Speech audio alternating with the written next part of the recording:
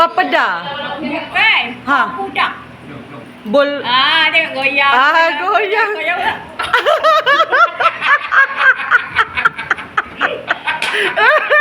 Lain macam dah goyang.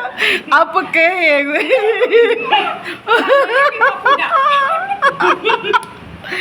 Maknanya Ida seorang je yang pandai buat goyang. Oleh buat jadi. Oleh mana jadi? Abang Sam hilang lah. Goyang tak jadi.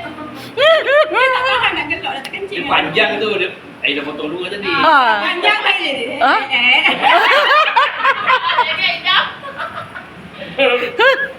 Tapi kuih dia comel. Panjang dia ni kat Johor. Ya. Cuba Kak Ina buka.